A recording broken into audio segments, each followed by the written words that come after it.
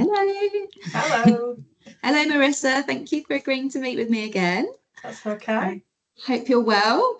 So Marissa, you've kindly agreed to answer a few questions for me for the benefit of my later on lawyers career changer networking and support group. So thank you for doing that.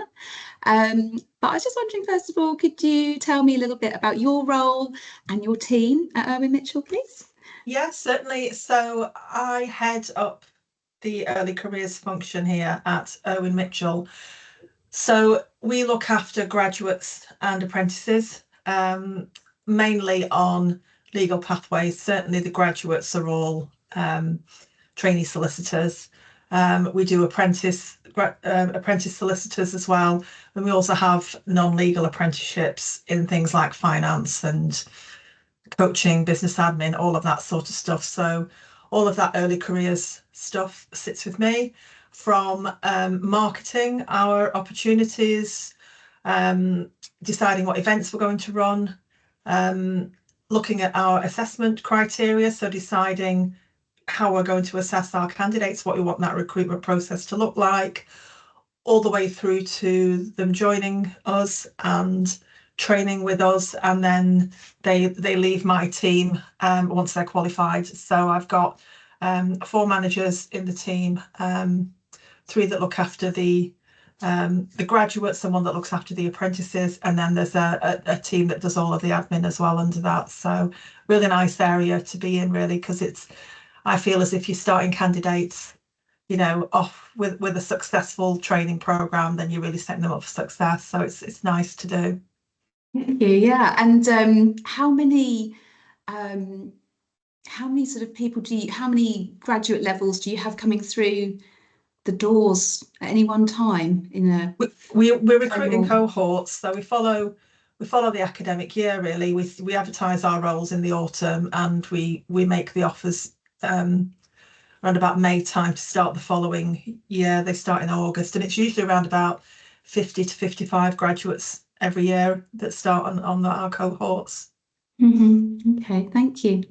And could you tell me a bit more about our process at Irwin Mitchell internally? So obviously we're just one law firm, but I thought it'd be really helpful for the people that are joining the webinar to just know, in a big law firm like Irwin Mitchell, what the process would look like, for example. Thank you. Yeah, so for a training contract or a solicitor apprenticeship, it's the same process. It's an online assessment.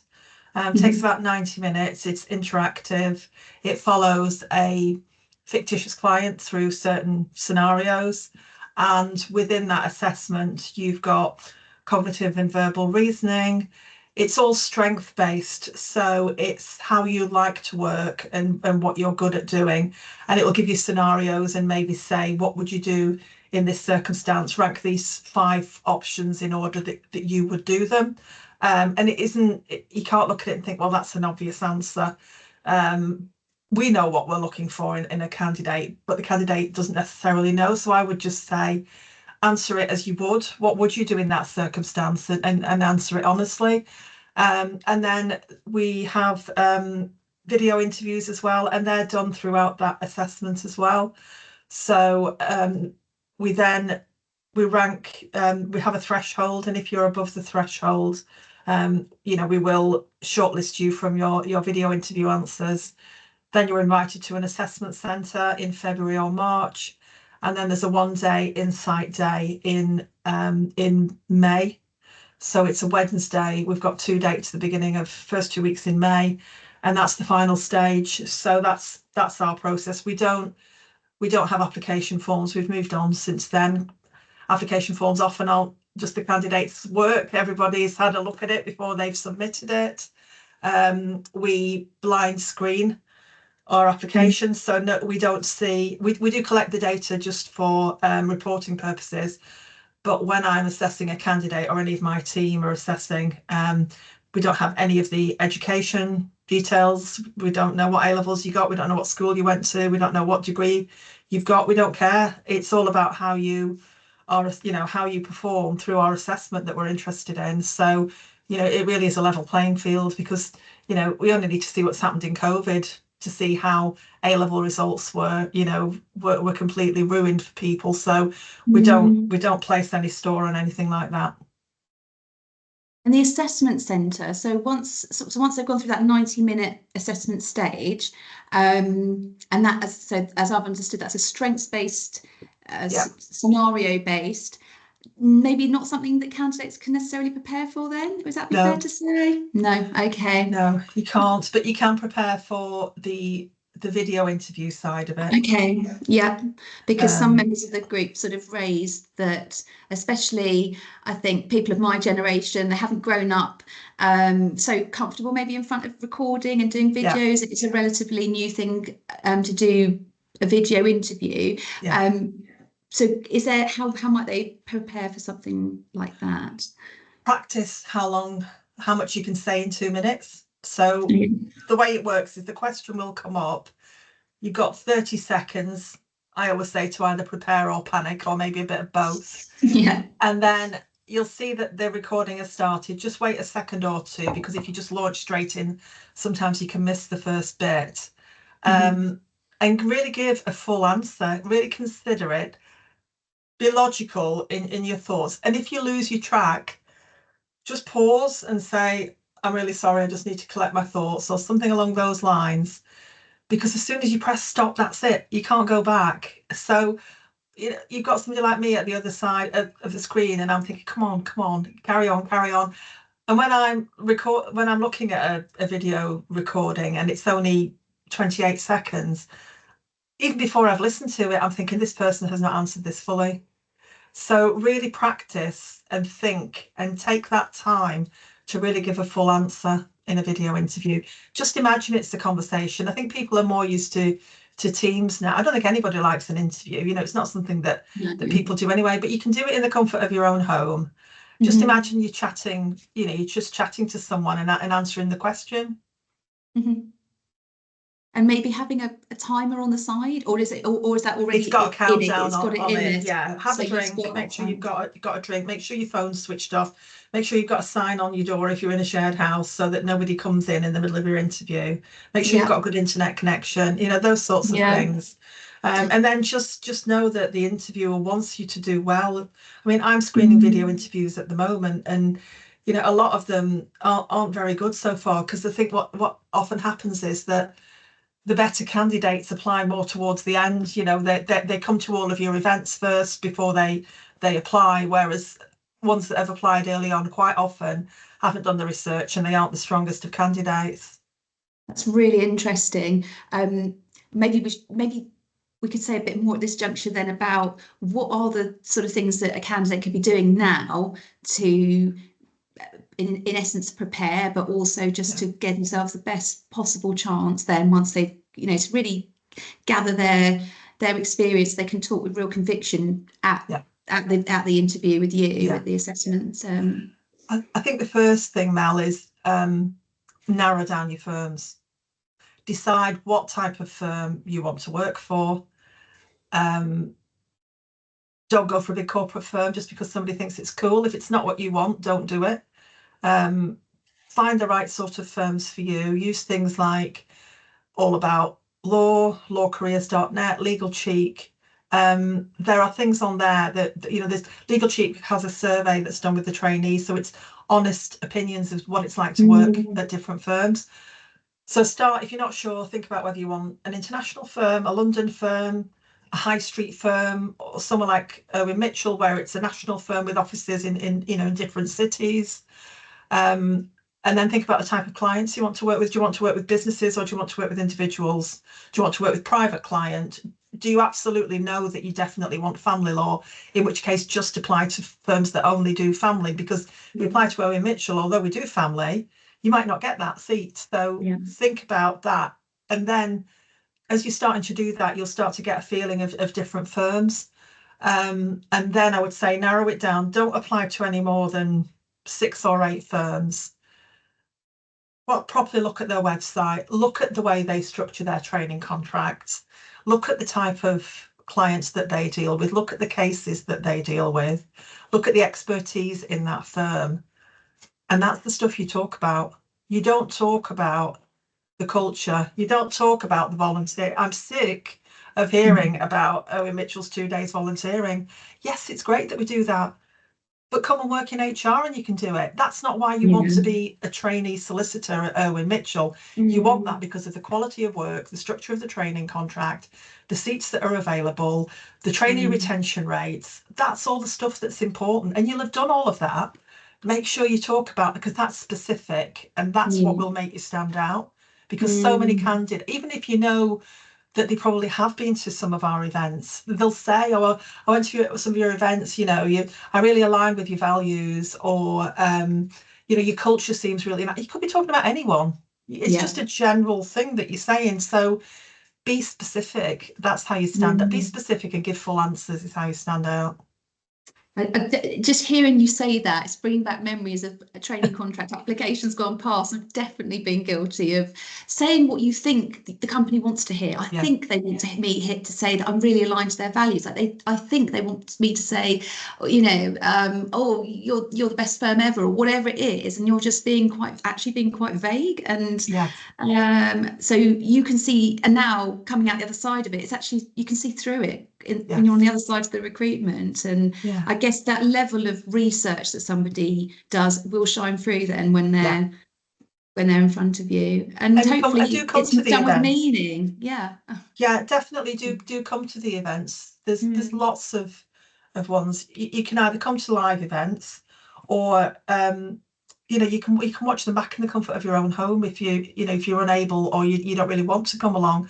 But we've got one all about our recruitment process, so watch it, and then you can talk about it. You know, one candidate I remember, she actually started now, so I remember her video interview from 2 years ago, and she said specifically that she picked Irwin Mitchell because we were one of the few firms where you did the SQE alongside your training. Most other firms have done it up front. That's the sort of specifics that you want. Somebody has shown that they've taken the time to find out really what training at Irwin Mitchell is all about. And that's certainly what we're looking for. On that note, could you say, we did talk a little bit at the beginning about the different paths in that you've got solicitor apprentices, we've got solicitor with you're doing the SQE alongside it and have a study day. It's what I've seen in my team. Would you be able just to give a sort of broad overview of what the different paths are for people that maybe at the beginning of their journey not even sure how to go about it? There are three pathways to become a solicitor at Irwin Mitchell. You can cross-qualify from Silex, but we won't confuse things by talking about that, purely because what you should be doing is, in my view, if you want to be a Silex lawyer, be a Silex lawyer. Don't use Silex to cross-qualify, because you don't get the breadth of training that you get as a solicitor. So we'll park Silex. So to be a solicitor, you've got the graduate pathway and the non-graduate pathway. So the graduate pathway is anybody who's got a degree. So if they have their LPC as well, if they've already got their LPC, they would do a 2-year training contract for 6 month seats, maybe get some time off. If they've paralegaled, you can get up to 6 months off with time to count. So that's the old route, the LPC route. Now the LPC is being phased out. So we're seeing far fewer candidates, but what we're saying is, if you've already got the LPC, that's fine. You can still come and train with us. You'll do the old 2-year training contract. If you haven't got the LPC already, we won't sponsor you to do the LPC. We'd sponsor you to do the SQE. And the way that we've looked into it is that you can actually do it as an apprenticeship. Now, what most law firms are doing is they've just replaced the LPC with the SQE. So you get your training contract offer, and in the 12 months before you start your training contract, you would do your SQE. That's what a lot of them are doing. We think that's absolute nonsense, because the SQE is supposed to show that you're ready to be a solicitor. So why would you do an exam when you've never even sat foot in a law firm? I felt confused about that when I saw it. So that's actually quite interesting that you've said that. Yeah. But a lot of them are doing that. Law firms are risk averse, so they're not going to bring you in unless you've already passed your SQE, because we know you know, people fail it. But with the beauty of doing it with the apprenticeship is that you're in 5 days a week. You're paid the same as all the other trainees, but sorry, you're not in 5 days a week. You're paid 5 days a week, but you get 1 day study.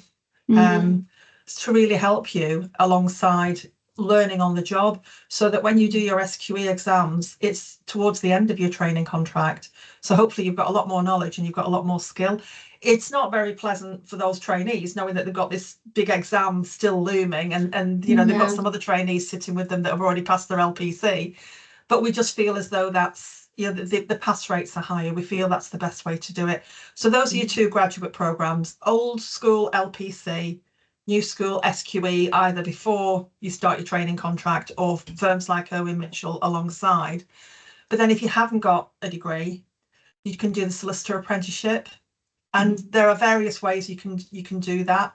The way that we do it at Irwin Mitchell, it's a 6-year apprenticeship with BPP Law School, and within that you get your LLB. In the first 5 years you do your LLB, and then in the final year you do your SQE, and it's 6 years. And again, you get 20% off the job learning, which you're entitled to under an apprenticeship. So 1 day a week off to do your studies, and by the end of that 6 years, you know, you're going to be a great solicitor. It's a really good pathway. And you get that continuity with the same firm as well. The continuity, yeah. Yeah, I'm just realising that I've only got a couple of minutes left. So I think my next question was going to be, when we had our conversation yesterday, I was really sort of heartwarmed when you started talking about career changes and people coming to law later in life, which is the focus for my group. And so you were saying to me yesterday that they were, to you, some of the most interesting, or maybe even the most interesting candidates that you meet. So I was just wondering if you could say, from your point of view, how career changes come across to you, and, you know, that comment that you made to me yesterday. They're more interesting. They've, you know, because they've actually taken the time to sit and think, what do I want to do? Whereas for a law student, it's almost assumed that they're going to go into law and get a training contract. With somebody else, they, particularly a career changer, rather than maybe somebody who's a non-law degree, you know, quite often they've held down a good job, they've got a mortgage. It's a real consideration for them to completely go down a different route, maybe take a drop in salary. So that in itself means that they're committed. But they've usually got so many good skills that they can bring. I've had trainees that have been social workers. I've had trainees that have been physiotherapists. I've had trainees that have done worked in a bank. So all different, you know, bringing different skills, bringing customer service, bringing financial knowledge, bringing healthcare knowledge, social work. You know, there's all sorts. So I think it's I think you should have confidence rather than think that you're the second-rate citizen because you're not. You know, you're not fresh out of uni with a law degree. Quite often they've studied alongside holding down a full-time job, or they've had challenges. You know, they've been studying alongside maybe raising a family. All of those skills are useful, and a lot of law firms still use competency-based interview, which is tell us about a time when. Those are the sort of examples that are really good to draw on. I always think, so what, when you're answering a question. And, you know, when we used to do the old style questions, we had quite a lot of people that said, you know, what they were most proud of. Oh, I'm the first person in my family to go to university, or, oh, I really struggled. I'm really proud because I got my degree during the pandemic. Well, so is everybody else that you're up against. So you've got to think, what is my story that makes me unique? You don't know what somebody else is going to bring. You can't say you're going to be the best candidate. But what is it about you that demonstrates, you know, your character, your strengths, your resilience, those sorts of things? And I think career changes often have quite a lot of that. I think that's a really amazing note to end on. Thank you so much. I really appreciate your time. I'm sure the audience will find it really encouraging to hear those words from the head of early careers at a big law firm like Irwin Mitchell. So I'm going to pause our recording now. So thank you.